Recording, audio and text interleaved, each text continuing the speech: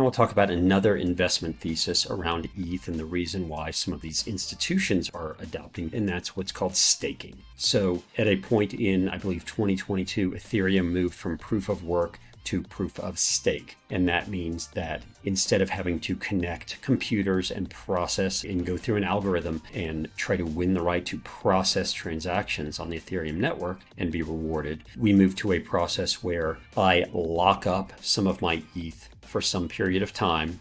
And that could be for 15 seconds. It could be however long I want to lock up my ETH. I lock it up in the hopes that I will be able to help process a block of transactions on the Ethereum network. And if I do so, I get ETH as a reward. And there are plenty of validators, stakers, whatever you want to call them. But those that are staking ETH right now are earning anywhere from 4 to 5% annually on their staked ETH. And they're earning it in ETH. So what that means for the investment thesis is I can own ETH. If I have a long-term time horizon and I think it's going to go up in value, or if I think it's even going to keep its same value, I can stake it and I can earn, currently 4 to 5% on my staked ETH. So it has actually a yield component to it. But in so doing, I'm actually helping to keep the network safe and secure. I'm helping to process transactions to move it forward. So again, if I think there's going to be more transactions in the future and I want to help process those transactions, I can be rewarded for doing so. If I want to help keep it safe and secure, I can be rewarded for doing so. Basically, I can be rewarded for just holding on to my ETH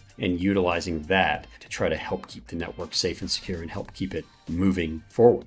But what we also see with that is more and more institutions are doing that. If they already have a long-term bullish theory or a long-term positive thesis on ETH, they might be staking it. If they're earning yield on it, they're likely not going to sell anytime soon. So then we get back to this supply and demand argument. There's a huge supply of ETH, but if so much of it is actually being staked, then it's likely that those institutions or those companies or even those individual investors are not going to unstake it at any point in the near future because they're earning a significant yield and the price is going up.